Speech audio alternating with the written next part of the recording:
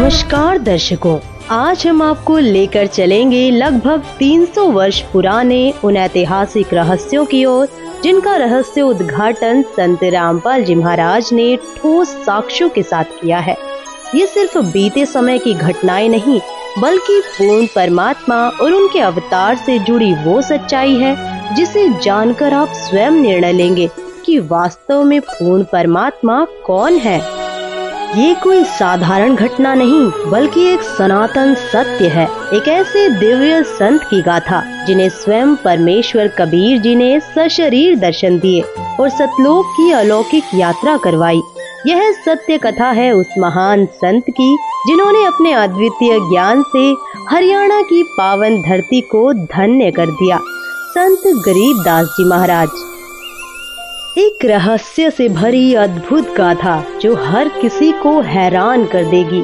हरियाणा की पावन धरा पर जन्मे एक ऐसे महान संत जिनकी कथा समय के गर्भ में छिपी एक अमर विरासत है। यह कहानी है संत गरीबदास जी महाराज की, जिनका जन्म वैशाख पूर्णिमा विक्रमी संवत 1774 को अर्थात सन 1717 में झज्जर जिले के गांव छुड़ानी में हुआ। एक समृद्ध धनखड़ परिवार, पिता श्री बलराम जी और माता रानी देवी। परंतु भाग्य ने ऐसी लीला रची कि संत गरीबदास जी के जन्म से पहले ही उनके जीवन की पटकथा कुछ अलग लिखी जा चुकी थी। उनके नाना जी श्री शिवलाल सिहाग, जिनका कोई पुत्र नहीं था, ने अपने दामाद श्री बलराम जी को घर जमाई बना लिया और इसी गांव में 12 वर्षों के पश्चात इस महान आत्मा ने जन्म लिया।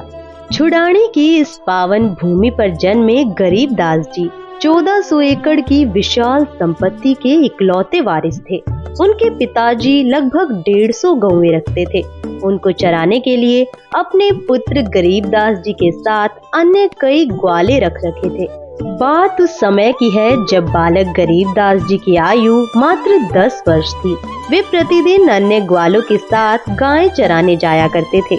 एक दिन कबलाना गांव की सीमा से सटे नला नामक खेत में सुबह के 10 बजे जांडी के पेड़ के नीचे सभी ग्वाले भोजन कर रहे थे। ओए बूरे, तेरा प्याज तो बढ़िया चमके से, जरा एक टुकड़ा मेरे ताई में घुमा दे। ले भाई, आज तो 4 प्याज लेकर आ रहा हूँ, खूब स्वाद लेकर खा। अरे छाछ भी ले ले, ना पीवगा तो पेट भूखा रह जाएगा। अरे गरीबू, तू भी खा ले रे, ले ले, यहाँ भी खा ले। तभी अचानक एक दिव्य प्रकाश प्रकट होता है। सत्य पुरुष कबीर साहिब जी जिंदा महात्मा के रूप में सतलोक से अवतरित होते हैं और कबलाना से छुड़ानी की ओर बढ़ते हैं। जब वे ग्वालों के पास पहुँचते हैं तो ग्वाले आश्चर्यचकित होकर उन्हें देखते हैं।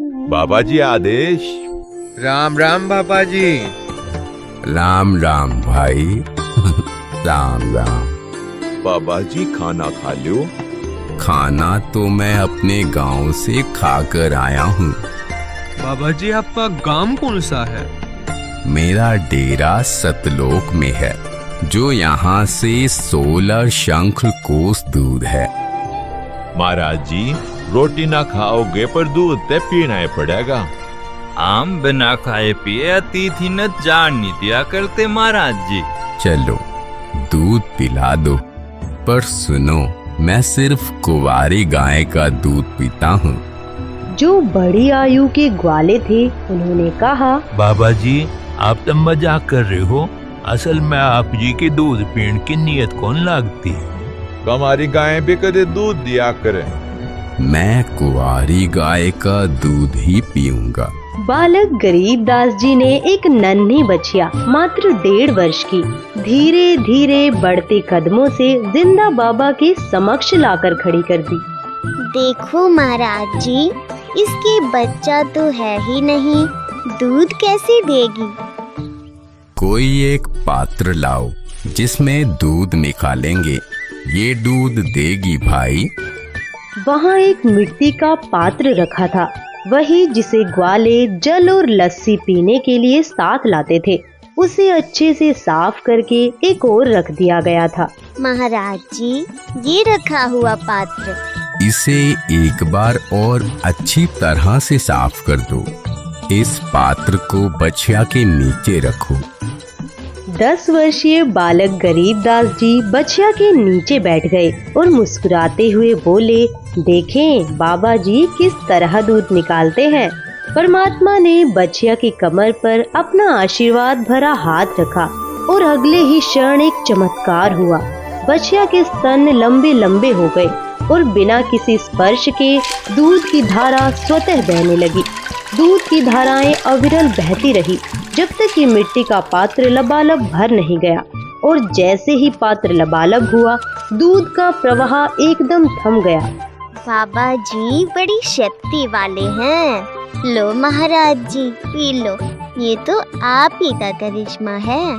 सबसे पहले जिंदा बाबा ने उस दूध का पान किया और फिर उन्होंने शेष दूध अन्य ग्वालों को पीने के लिए कहा। लो बच्चों पी लो, ये दूध यहाँ का नहीं है, मेरे डेरे सतलोक से आया है। अमृत है ये, पी लो इसे। जो बड़े उम्र के ग्वाले थे, जो खुद को सबसे समझदार मानते थे, वे आश्चर्यचकित होकर एक दूसरे की ओर देखने लगे और फिर संदेह भरे स्वर में कहने लगे, आमना पीवे और जादू जंत्र का दूध। हर कबारे गांव का पाप लागेगा मारे। और ऊपर तो इतना ही झूठा कर दिया कि वेरा तो कौन सी जात का से। यह कहकर जिस जांडी के वृक्ष के नीचे बैठे थे वहाँ से चले गए। दूर जाकर किसी वृक्ष के नीचे बैठ गए। हे बाबा जी, आपका झूठा दूध तो अमृत है, मुझे दीजिए। कुछ दूध बालक गरीबदास जी ने पिया। फिर परमेश्वर जिंदावेशधारी ने उन्हें ज्ञानोपदेश दिया और तत्व ज्ञान समझाया। जहाँ मेरा डेरा है वहाँ दूध की नदियाँ बहती हैं, घी के विशाल सरोवर हैं, वहाँ काजू किशमिश सेब संतरे के सदाबहार वृक्ष लहलहा रहे हैं, वहाँ कोई कमी नहीं, कोई अभाव नहीं। भगवान, क्या मैं उस लोक को देख सकता हूँ? नहीं, ऐसे नहीं देख सकते। पहले तुम्हें नाम दीक्षा लेनी होगी, मेरा शिष्य बनना होगा, तभी तुम वहाँ प्रवेश कर सकते हो। तब संत गरीबदास जी को परमात्मा ने प्रथम नाम उपदेश दिया। बेटा, अब तुझे सतलोक ले चलता हूँ, वहाँ जहाँ मेरा वास्तविक डेरा है। परमेश्वर ने बालक गरीबदास जी की आत्मा को उनके शरीर से अलग किया और उन्हें ऊपर के रूहानी मंडलों की सैर कराई। उन्होंने एक एक ब्रह्मांड के रहस्यों से पर्दा उठाया, सर्व लोकों के नजारे दिखाए, श्री ब्रह्मा, श्री विष्णु और शिव जी से मिलवाया। उन्होंने धर्मराज का लोक भी दिखाया, जहाँ वह आत्माओं का न्याय करता है। इसके बाद परमेश्वर ने उन्हें ब्रह्मलोक और श्री दुर्गा जी के लोकों को भी दिखाया। फिर परमेश्वर उन्हें अपने साथ लेकर तपतशिला वाले स्थान पर गए, एक भयावह स्थान जहाँ 1 लाख मानव शरीरधारी प्राणियों को भूनकर खाया जाता है। फिर काल के 21 ब्रह्मांडों का रहस्य उजागर हुआ।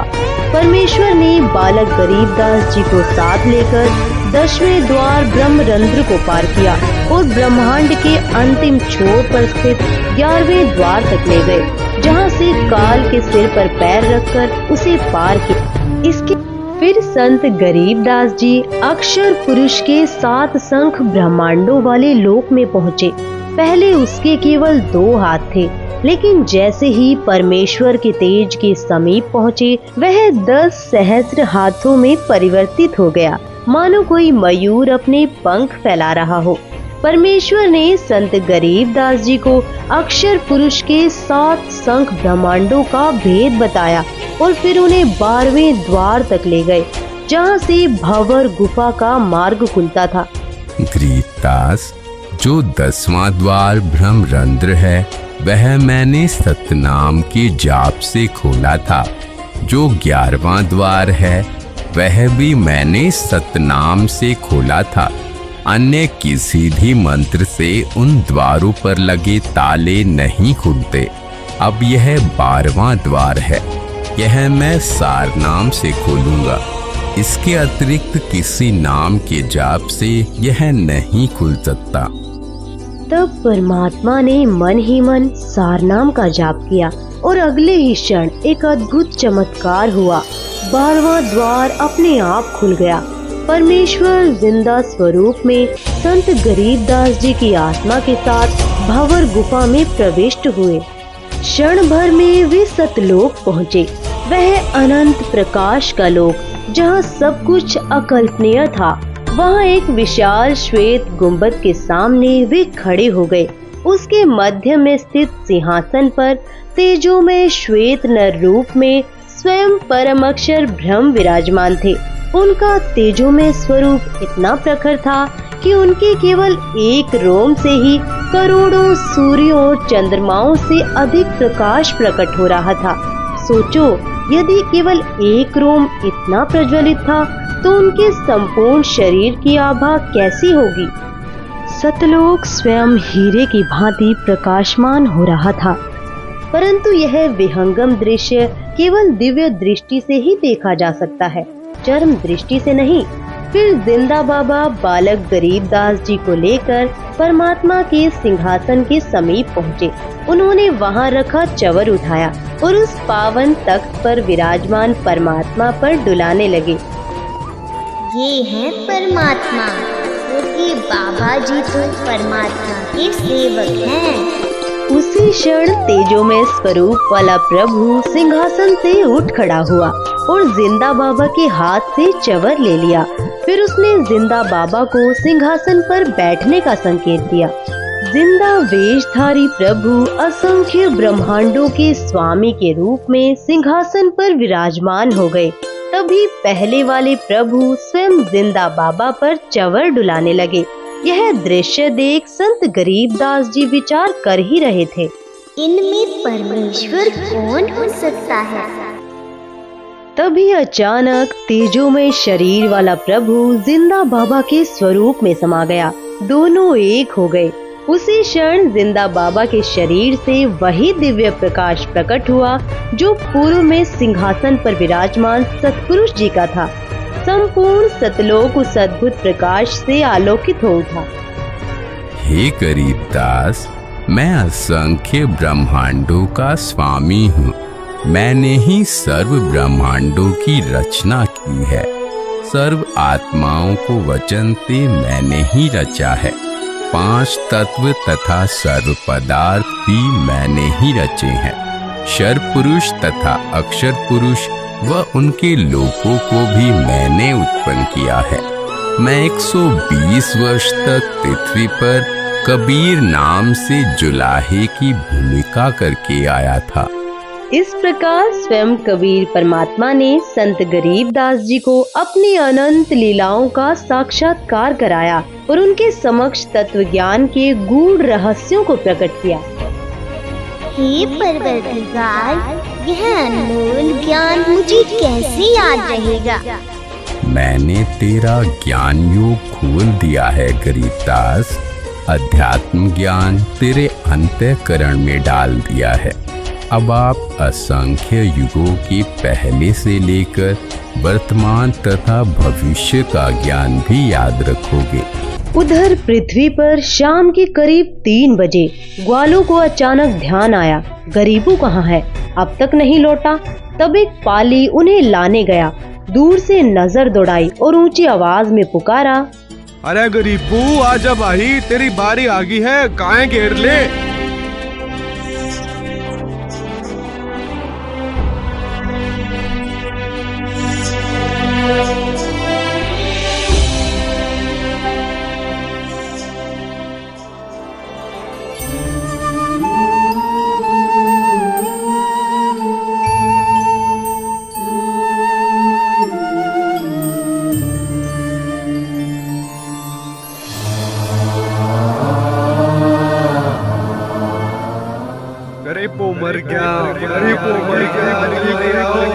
शोर मचते ही अन्य ग्वाले घबराकर दौड़े आए। अफरा तफरी मच गई। तभी एक ग्वाला तेजी से छुड़ानी गांव की ओर भागा। यह खेत जो गांव कबलाना की सीमा से सटा था, असल में गरीबदास जी का अपना ही था।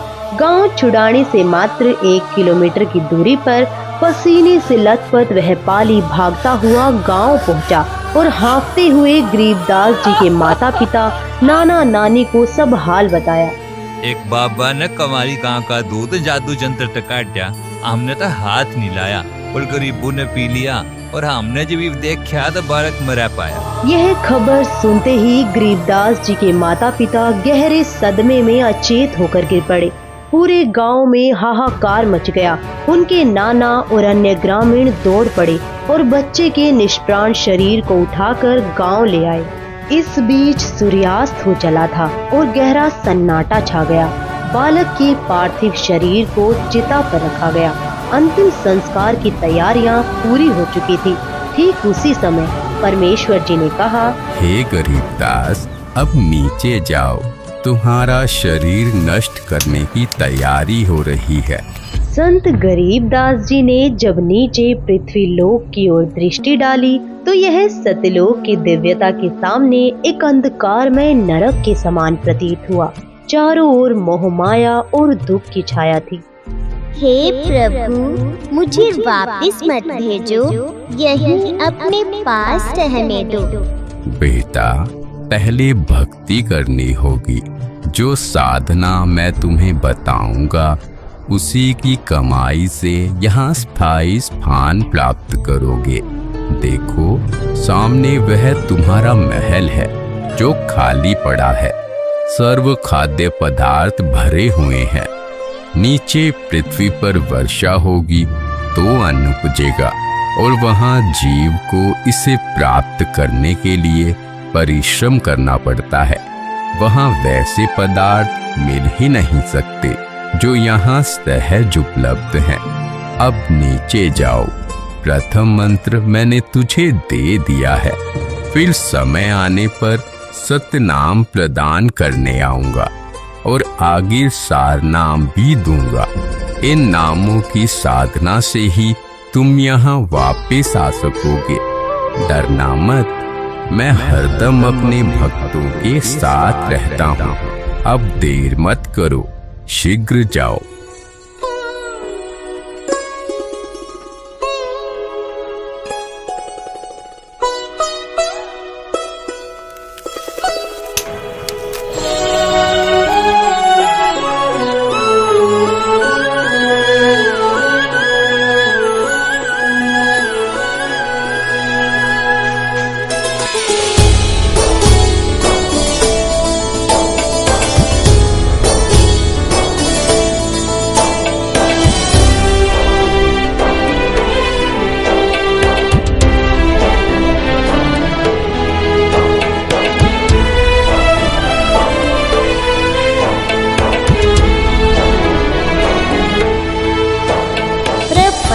वह प्रलोक है जहाँ अदली सतगुरु सार भक्ति हेत से उतरे पाया हम दीदार। अजब नगर में ले गए हमको सतगुरुआन, झिलके बिंब अगाध गति वहाँ सूते चादर तान। ग्रीब अनंत कोटि ब्रह्मांड का एक रति नहीं भार। सतगुरु पुरुष कबीर हैं कुल के सिरजनहार। गांव वालों को उस अमृतवाणी का ज्ञान नहीं था, इसलिए उन्हें लगा कि बाबा की फटकार से बालक घबरा गया है और बेसुध होकर कुछ भी बड़बड़ा रहा है। परंतु इस चमत्कार को देख वे परमात्मा का सौ सौ शुक्र मना रहे थे। अरे छोली का छोला जिंदा हो गया। पागल है तभी लड़की रानी देवी अपने दिल थाम के खुश रह सकेगी। इसके पश्चात महापुरुष गरीबदास जी को बावलिया यानी पागल कहने लगे। इस घटना के 3 वर्ष बाद गांव छुडानी में एक संत पधारे, संत गोपाल दास। वे संत दादू दास जी के पंथ से दीक्षित थे। संत वाणी के मर्म को गहराई से समझते थे। वैश्य कुल में जन्मे वे शिक्षित थे और संन्यास धारण कर चुके थे। संत वेशभूषा धारण कर गांव-गांव भ्रमण कर धर्म प्रचार करते और अपने शिष्यों को आध्यात्मिक मार्ग दिखाते। उनके शिष्यों में से एक जो वैरागी जाति का था, गांव छुडाने का ही निवासी था। गोपाल दास उसी के घर ठहरे हुए थे। तभी उस शिष्य ने संत गोपाल दास जी से कहा, हे गुरुदेव, हमारे गांव के चौधरी का देवता एक साधु की फटकार से पागल हो रहा है और वो तो मर गया था। चिताते ही ले गए थे पर भगवान ने सुन ली, सांस बाकी थे बच गया, पर ये वो पागल हो गया। महाराज जी सुना है संत की विद्या न संत काट सके हैं।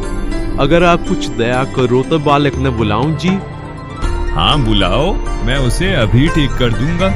उस व्यक्ति ने सीधे चौधरी साहब यानी संत गरीबदास जी के नाना जी के पास जाकर कहा, शिवलाल जी, हमारे पास एक बड़े पहुंचे हुए महात्मा आ रहे हैं। वो कह रहे हैं बालक लाकर दिखाओ, मैं उसने ठीक कर दूंगा। 5-7 बुजुर्गों ने गरीबदास जी को साथ लिया और वहाँ लाकर खड़ा कर दिया। बेटा, तुझे वो कौन सा बाबा मिला था जिसने तेरा जीवन तबाह कर दिया, जिसने तुझे बर्बाद कर दिया? हे महात्मा जी, जिनसे मैं मिला उन्होंने मुझे बर्बाद नहीं किया बल्कि मेरा जीवन संवार दिया। उन्होंने मेरा उद्धार कर दिया। वो कोई साधारण बाबा नहीं, वो तो पूर्ण परमात्मा है। हम सुल्तान ने नानक तारे दादू को उपदेश दिया, जाति जुलाहा भेद न पाया, काशी माहे कबीर हुआ। ग्रीब अनंत कोटि ब्रह्मांड का एक रति नहीं भार, सतगुरु पुरुष कबीर है कुल के सिरजनहार। ग्रीब सब पदवी के मूल है, सकल सिद्धि है तीर। दास गरीब सतपुरुष बजो, अवगत कला कबीर। ग्रीब अजब नगर में ले गए हमको सतगुरु आन, झिलके बिंब अगाध गति, सूते चादर तान। ग्रीब शब्द स्वरूपी उतरे, सतगुरु सत कबीर। दास गरीब दयाल है, दिले बधाए धीर। ग्रीब अलल पंख अनुराग है, सुन मंडल रहतीर। दास गरीब उधारिया, सतगुरु मिले कबीर। ग्रीब पर पटन वह प्रलोक है, जहाँ अदली सतगुरु साथ। भक्ति हेत से उतरे, पाया हम दीदार। ग्रीब ऐसा सतगुरु हम मिला है, जिंदा जगदीश। सुन विदेशी मिल गया, छतर मुकुट है शीश। ग्रीब जमजो राजा से डरे, धर्म राय धरधीर। ऐसा सतगुरु एक है, अदली असल कबीर। ग्रीब माया का रस पिय कर, हो गए डामाडोल।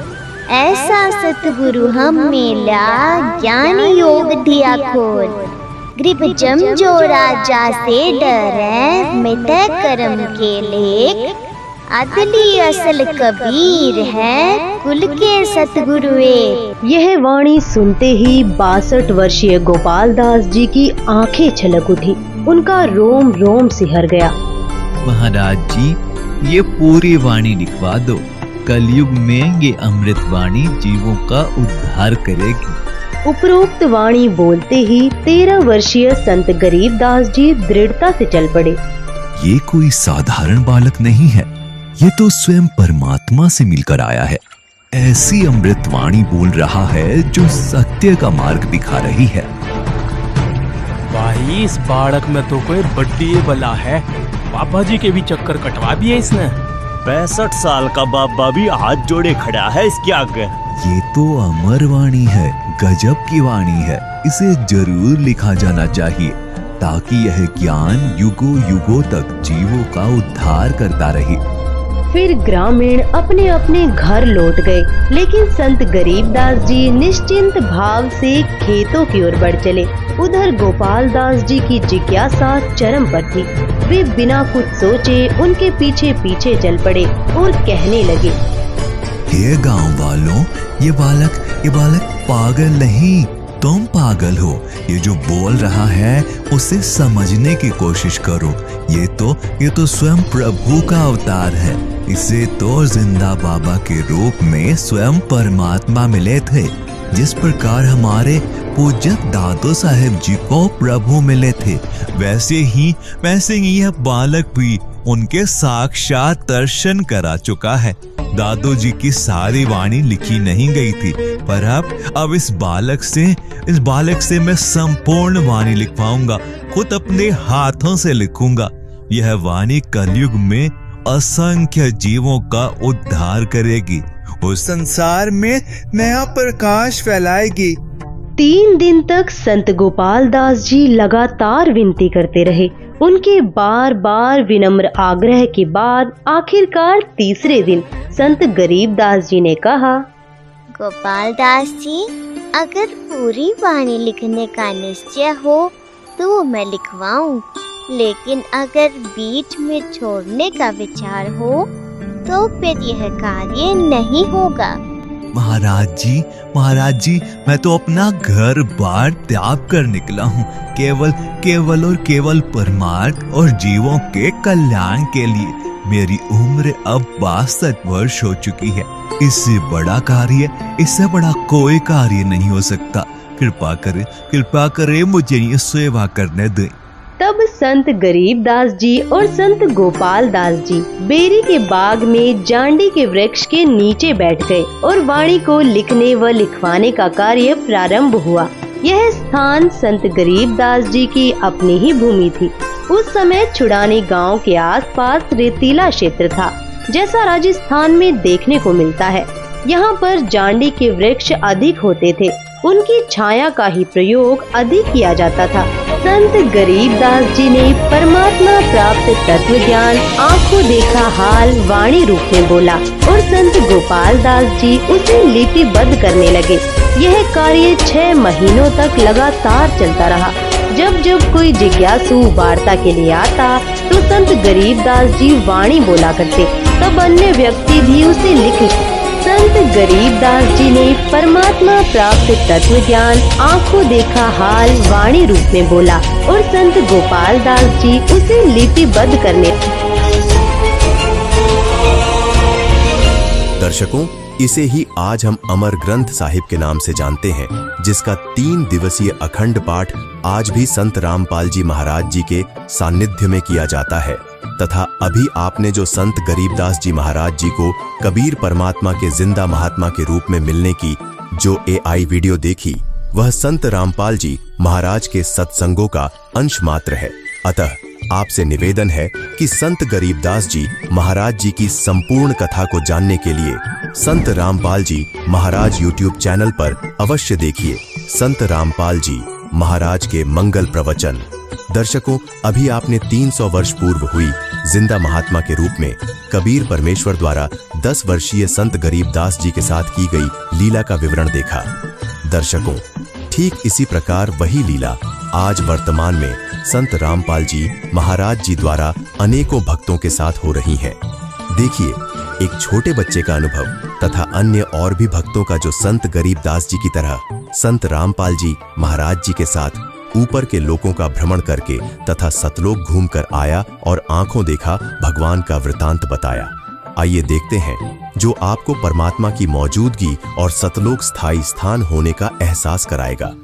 नमस्कार दर्शकों, स्वागत है आपका हमारे YouTube चैनल में। दोस्तों आज हमारे साथ जुड़ चुके हैं एक संत रामपाल जी के महाराज जी के भगत। तो इनसे आइए जानते हैं क्या आखिर इनके संत रामपाल जी महाराज जी से नाम दीक्षा लेने से इनको क्या क्या लाभ मिले।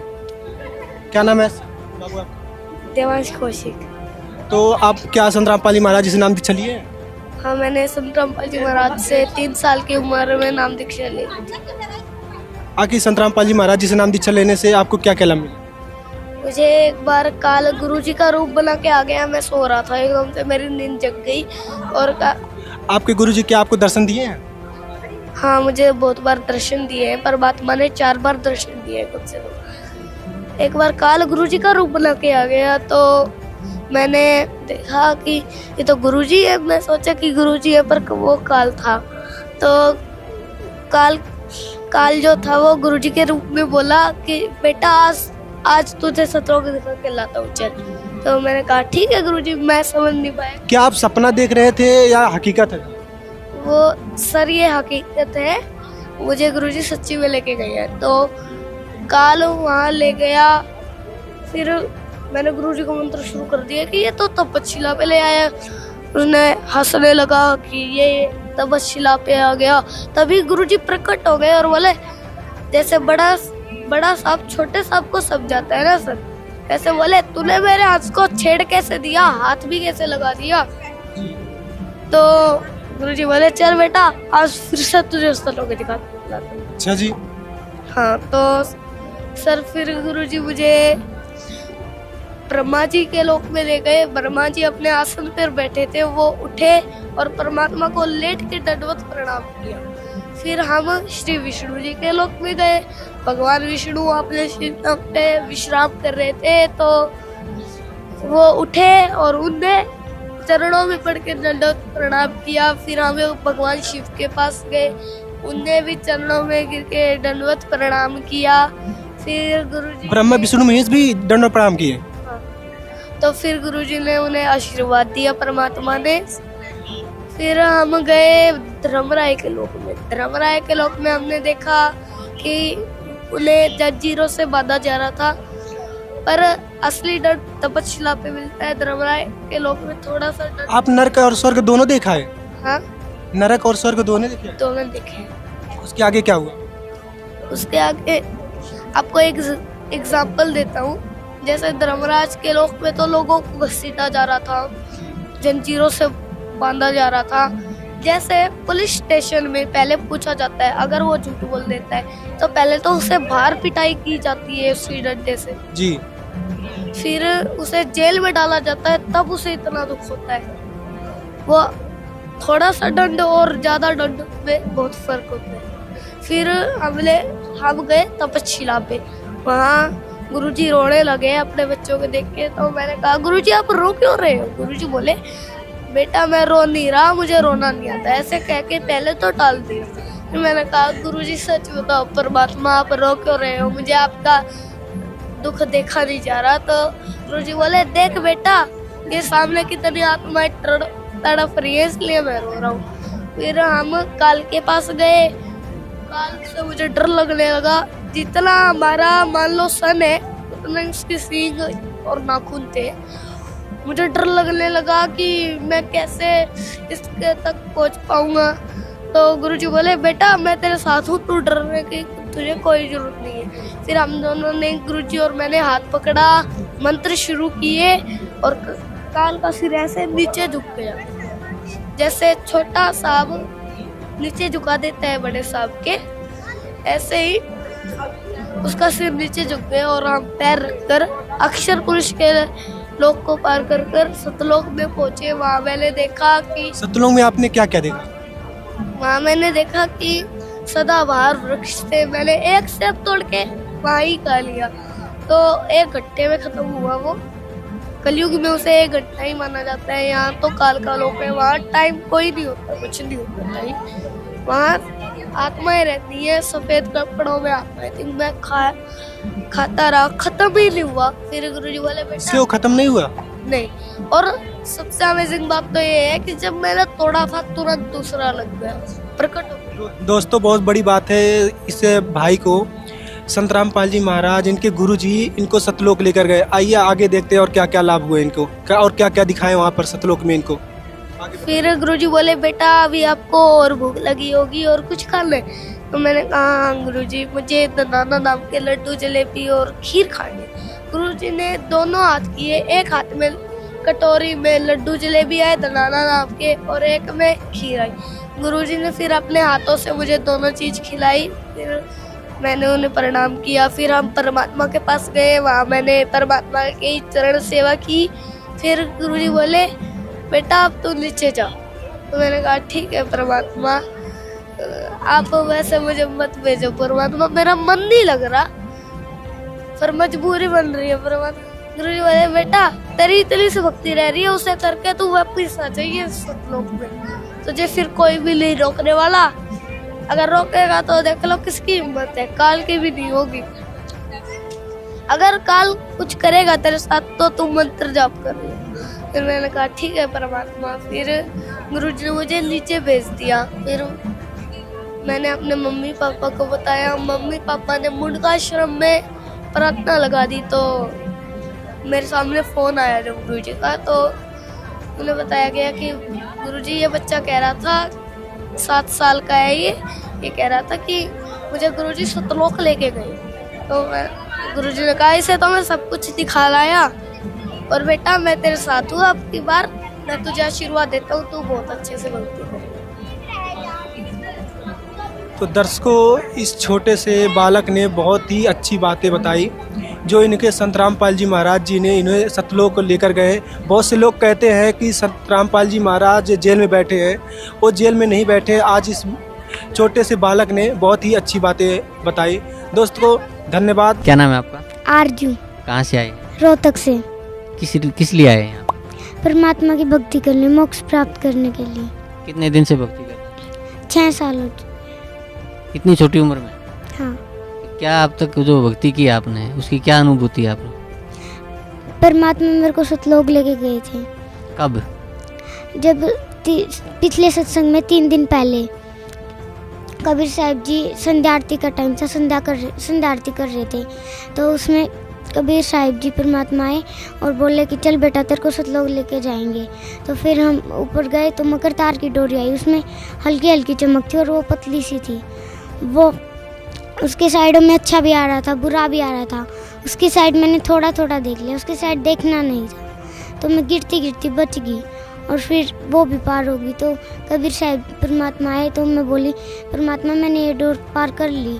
गुरुजी हंस के यूं करने लगे। तो फिर दोबारा मकर तार की डोरी आती है, वो भी पार हो जाती है। तो फिर ऊपर परमात्मा सतलोक में लेके जाते हैं। बड़ा सा गेट होता है सोने का, उसमें बहुत सोने की इसमें चमक होती है, वो अपने आप खुल जाता है। अंदर से ट्यूबलाइट जैसी वाइट कलर की रोशनी बहुत सारी आ रही थी। तो परमात्मा शीशे का पूरा घर था, परमात्मा दिखा के लाए।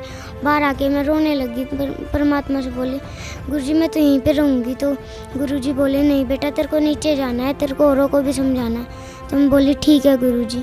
तो फिर नीचे लाने लगे ना, तो यमराज एक आदमी को उधर लेके जा रहा था। तो मैं गुरुजी से बोली गुरुजी मैं सेब खाऊंगी। गुरुजी ऊपर लेके गए और मेरे को सेब खिला के लाए। तो फिर नीचे छोड़ के गए ना, तो मेरे को उठते ही सेब की ढका रहे हैं। सतलोक में आपने क्या क्या देखा? बहुत सारी चीजें देखी थी, मेरा पूरा घर दिखाया था गुरुजी ने। सतलोक में जो आपको परमात्मा आपको सतलोक लेके गए, तो आपने वहाँ क्या क्या देखा? मेरे को परमात्मा ने पूरा घर दिखाया था, वहाँ पे बहुत सारी चीजें थी। क्या क्या चीजें थी? जैसे कि शीशे की चीजें थी, बहुत सारा अच्छा घर था। जैसे कि यहाँ पे तो कुछ भी नहीं है, वहाँ से यहाँ की चीज़ तो वहाँ पे है ही नहीं। बहुत सारी अच्छी चीज़ें थी। बहुत बहुत धन्यवाद आपका। संकेत सा कर दिया था सतगुरु रामपाल जी महाराज ने, अब सतलोक आने वाला है।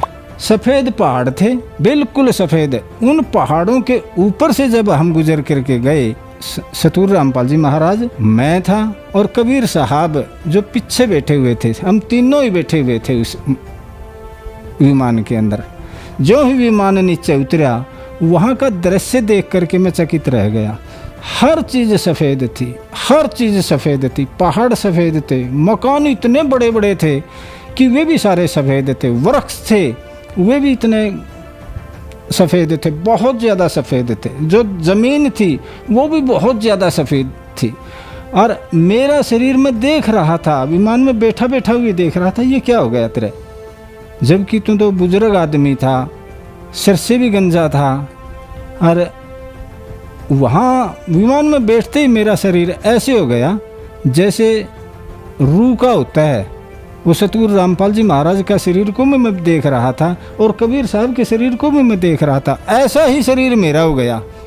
जब वहाँ गए सतलोक के अंदर, तो हमें देखने के लिए बहुत सारी हंस आत्माएं हमारी ओर दौड़ करके आई। जैसे बच्चे दौड़ करके आते हैं, किसी गांव में हाथी आ जाए और उसको देखने के लिए बच्चे आते।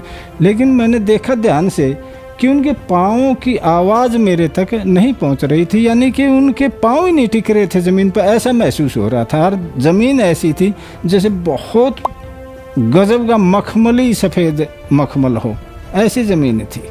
वे आकर के मिले मेरे से, सफ़ेद उनके बिल्कुल कपड़े थे, चट्टे कपड़े, महिलाएं भी थी, वो महिलाएं एक तरफ हो गई और जेंट्स एक तरफ थे। मेरे भी वही कपड़े थे। उनकी हाइट जो है ना 20-25 फुट लंबी थी, मेरी हाइट भी इतनी थी। और सतगुरु रामपाल जी महाराज और कबीर साहब उस विमान में बैठे हुए मुझे देख रहे थे। कबीर साहब तो हंस रहे थे। और जब उन भगत आत्माओं ने मेरे से बात की तो वो कहने लगे, आगे भाई साहब, आगे भाई साहब, बहुत दिनों के बाद आए हो, इतने दिन लगा दिए, आगे भगत जी, ऐसे बोल रहे थे। और वो सतगुरु रामपाल जी महाराज कह रहे थे ये परमानेंट नहीं आया है, अभी इसका जो संदेह था उसका निवारण करने के लिए मैं इसे सतलोक दिखाने के लिए आया हूँ। फिर वो कहने लगे, मेरे को गाफियों मिल रहे थे मेरे से ऐसे सारे, वो लगभग 700-800 कम से कम जेंट्स थे इतने, बाकी लेडीज थी। वो कहने लगे चलो घर चलते हैं। तो सतगुरु रामपाल जी महाराज कहने लगे, नहीं इतना टाइम नहीं है इसके पास, घर नहीं जाएगा ये, अब इसने वापस जाना है। शायद मैंने, सतगुरु रामपाल जी महाराज ने नहीं कहा, मैंने ये विचार किया कि मेरा विमान सतगुरु रामपाल ने वहीं उतारा जहाँ मेरा पुराना सतलोक में स्थान है, निवास स्थान था, क्योंकि वे सतलोक की अंशात्माएँ मेरे को जानती थी। इसलिए मैंने ये महसूस हुआ कि मेरा मकान भी यहीं कहीं है। मेरी इतनी हिम्मत नहीं हुई। सतगुरु रामपाल जी महाराज जैसे कहते हैं, मैंने अपना शीश उनके चरणों में रख दिया। लगभग मैं सतलोक के अंदर 45 मिनट तक उन भगत आत्माओं से मिलता रहा। फिर सतगुरु रामपाल जी महाराज ने कहा, बेटा तेरा शंका निवारण हो गया दूर, अब टाइम ना लगा हुआ। ये मेरा सपना नहीं था, ये वास्तव में मैं वैसे लेटा हुआ था और बिल्कुल सेंस में था, जागता हुआ था मैं, क्योंकि मैं 4 बजे उठ जाता हूँ। ये बात 4:15 बजे की है, ये सपने की बात नहीं है। बात महसूस हुई, ये भक्ति भी बढ़िया है, ये मंत्र भी बढ़िया है और ये गुरुजी भी बढ़िया है। और जो बता रहे हैं सतलोक के अंदर हम वहाँ के निवासी हैं, हमारे वहाँ मकान है, हमारे बहन भाई हैं, परिवार है, घर है, सारी वहाँ पर यों की यों है जैसा सतगुरु रामपाल जी महाराज बता रहे हैं। उसके बाद जगत गुरु तत्वदर्शी संत रामपाल जी महाराज ने मुझे दर्शन दिए। उनके मतलब उन्होंने जब दर्शन दिए तो उनके शरीर के आगे पीछे रोशनी सी चल रही थी, चक्कर सा था। तो उन्होंने क्या किया, उन्होंने ऐसे करके हाथ बढ़ाया, तो हाथ बढ़ाया, मैंने उनका हाथ पकड़ा, उन्होंने मेरे को खींच लिया। उन्होंने जो खींचा तो ऐसे लगा मैं जो उनके शरीर के आसपास की रोशनी थी मैं उसमें समा गया। अंदर जब गया तो मैंने देखा आत्माएं कहीं इधर उड़ रही हैं, कहीं इधर उधर मतलब विचरण कर रही हैं। और वहाँ का बहुत अच्छा मौसम, वहाँ ना ही सूरज ना ही कुछ, वहाँ वो प्रकाशित लोक था बस। वहाँ पे हर आत्मा के शरीर से रोशनी निकल रही थी। फिर मेरे को अंदाज़ा लग गया कि ये परमात्मा मेरे को सतलोक लेकर आए हैं। फिर उसके बाद संत रामपाल जी महाराज मेरे को सतलोक में मिले और उन्होंने मेरे को जहाँ कबीर जी का आसन है वहाँ पर लेकर गए। वहाँ पर एक बहुत से बड़े गोमज में बीच में परमात्मा जैसे राजा होता है वैसे बैठे हुए थे सिंहासन पे, और उसके बगल में दरबारियों की तरह जैसे हमारे संत गरीबदास जी महाराज, संत रामपाल जी महाराज, ये सब वहाँ पे अन्य रूप बना के बैठे हुए थे। रामदेवानंद जी महाराज, चितानंद जी महाराज, जितने भी गुरु हमारे गुरु जी से पहले हुए, संत रामपाल जी महाराज से पहले, वो सब दरबारी की तरह बैठे हुए थे वहाँ पे। मैंने कबीर जी को दंडवत प्रणाम किया। उतने में वहाँ पे एक आत्मा आई, तो कबीर जी ने कहा कि इन्हें ये नए मेहमान हैं, इन्हें सतलोक घुमा दो। तो फिर उन्होंने मेरे को एक यान दिया। यान के अंदर हम जा रहे थे, हम दोनों, वो आत्मा भी थी मेरे साथ, वो लेकर जा रही थी। तो एक पहाड़ था, पहाड़ के बीच से वो मुझे निकाल रही थी। मतलब 2 पहाड़ थे, उनके बीच में बिल्कुल गैप नहीं था कि हमारा यान निकल सके। तो मैंने कहा कि आप मुझे मत निकालो, मैं मर जाऊँगा, क्योंकि यहाँ गैप नहीं है, अब इतनी सी जगह में हम कैसे निकलेंगे। तो उन्होंने कहा, बेटा यहाँ की कोई भी वस्तु नाशवान नहीं है, ये अमर लोक है, अविनाशी लोक है। तो फिर इतना कहते ही पहाड़ के बीच से हम निकल गए। और जब मैंने आंखें मींच ली, मैं काफ़ी डर गया था। फिर मैंने जब आंखें खोली तो हम पहाड़ को पार कर चुके थे और मुझे कुछ भी नहीं हुआ था। तो फिर उन्होंने मेरे को ऐसे करते करते मेरे को उन्होंने एक वहाँ पे दूध की नदी बहती है वहाँ पे लेकर गए। तो मैं उसे, वो आत्मा तो पी रही थी पर लेकिन मैं पी नहीं पा रहा था उसको। फिर संत रामपाल जी महाराज वहाँ पे दर्शन दिए उन्होंने मेरे को। संत रामपाल जी महाराज के रूप में कबीर जी आए थे वहाँ पे, उन्होंने मेरे को दर्शन दिए और उन्होंने मेरे को फिर अपने हाथों से दूध पिलाया। बहुत अच्छा लगा मेरे को, बहुत अच्छी फीलिंग आई वहाँ पे। मैंने कभी सोचा भी नहीं था कि संत रामपाल जी महाराज मतलब इतनी ऊंची शक्ति के हैं। और उन्होंने मेरे को वहाँ पे पूरा सतलोक घुमाया। ताकि मालिक मुझे सतलोक घुमा के लाए थे। दोपहर का समय था, मैं सो रही थी, कबीर परमात्मा खुद आए थे, बोले कि चल बेटा तुझे सतलोक घुमा के लाता हूँ। उसके बाद फिर मैंने बोला ठीक है मालिक चलते हैं।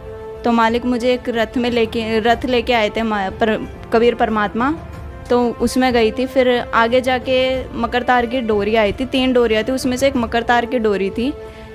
उसकी तरफ देखना नहीं था। कबीर परमात्मा से मैंने पूछा कि परमात्मा जी ये क्या है? तो परमात्मा ने बोला बेटा ये मकर तार की डोरी है, इसकी तरफ देखना नहीं है।